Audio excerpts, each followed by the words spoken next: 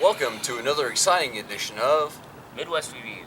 Today we're going to be doing a review that we've kind of been wanting to do for a while, and it's going to be over the Batman Arkham game series. Now, not too long from now, they're actually going to release Batman Arkham Knight, which will be the final game in the installment. But we're going to look back at the other three games that have been released previously. The first one being Arkham Asylum, Arkham City, and then finally Arkham Origins, a prequel. Basically, we want to talk about the gameplay mechanics, and it crosses over basically into every area of the game. Okay. So we're going to talk about first is the gameplay mechanics, how Batman moves, how he fights, how he uses, basically is a wide scope of abilities.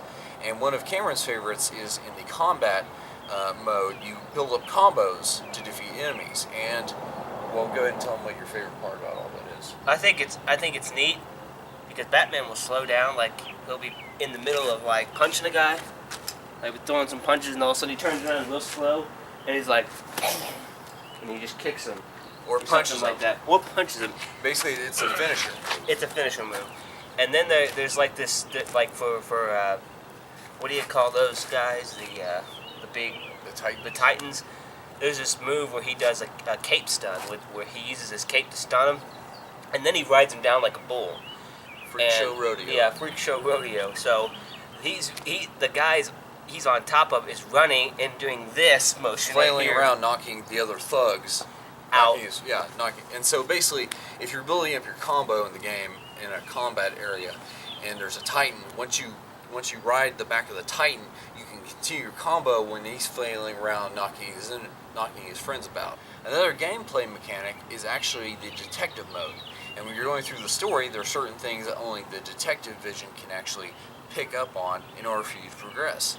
And that's pretty good for even combat because some of the enemies, they have knives, and if they have a knife in detective vision, it's easier to see that. So anyway, we're going to talk about overall story. The first two games, Asylum and City, were developed by Rocksteady. The third one was actually developed by WB Montreal. Arkham Asylum and City story was excellent. It had Ra's al Ghul, Clayface, Bane, Joker. He was the lead in both of them. Penguin, Killer Croc. Yeah. So I mean, they covered the general basis of his Batman's rogues gallery basically, and it kept you interested and entertained. WB Montreal took more of a Dark Knight Nolan approach to the series. They showed how Batman met most of his enemies and everything. And personally, in my opinion, I don't feel it was as good.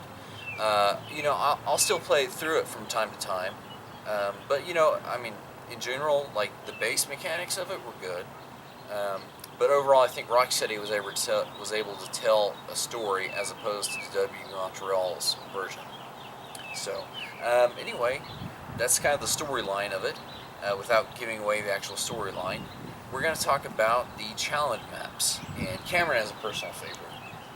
The Joker's Carnival is my personal favorite because that is a challenge where you're basically fighting a lot of the different types of thugs. Titans. A lot of the Titans are in on this too, where you're fighting them, and you're actually in the middle of a circus ring. And at one point, when you build up 100 combos, the Joker finally comes out to fight you too, and he jumps over the gate. Yeah, and he jumps over the gate and gets involved. Well, and it has a wide array. Some of them are in armor, some have knives, some are Raish's Ninja Shadow League, whatever you call it. And it's every available villain that was in the game, which is a wide array, and they're all put in one ring together, wave after wave after wave. It's not a wave and then you get a break. I mean, they're just flooding. They keep coming. They keep coming. And you can build up to level 15 in this challenge map. They talk. They taunt you basically. Some like one of the thugs would be like, "Don't worry, Batman. This is only gonna." But then all of a sudden, Batman kicks him. Yeah, it is hilarious, man. And I've seen somebody actually build up 1,000 or more combo. My jaw just dropped to the floor. I think one of my favorites is actually in Asylum. It's the medical building. I mean, they take Predator encounters, and whenever you do those challenge maps, those are really awesome. And some of the combat challenges, they're all under the challenge maps thing. It's pretty fun. It adds another additional value to the game, I think. One of the last things we want to talk about is something that premiered pretty predominantly in Arkham City, which was the alternate skins, the alternate outfits Batman could wear. And I think Cameron and I will agree our number one favorite was the Batman Beyond, for the fact that it was simple, it was sleek, and it wasn't Terry McGinnis. Yeah. It wasn't scrawny Terry McGinnis. This is Bruce Wayne wearing the suit. Yeah, wearing the suit. And, so Bruce Wayne's pretty built up. Yeah, he's built up. So it's like it's him in this big old suit.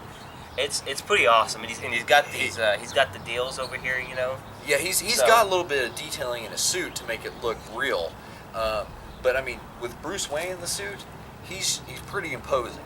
And then of course he had the armored suit. That was from Asylum. That was from Asylum, and then he had the Batman Begins suit, which was basically a straight black repaint of the Arkham Origins outfit. Yeah.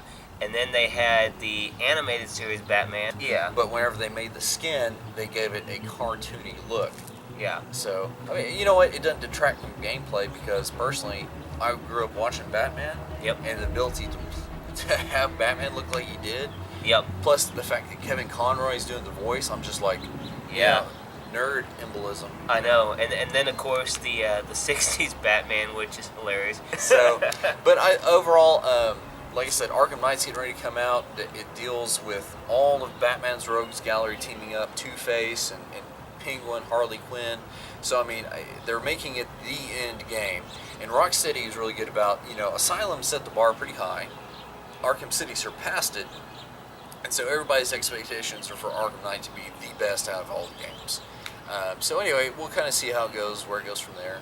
But overall, I think the gameplay of hunting the Joker through Asylum, kind of continuing that theme in Arkham City, just basically, and then taking on all the other villains. I mean, it's just, I think it's going to be set up really well. So basically that wraps up our review for the Batman Arkham series game. So until next time, we'll see you then. Yep.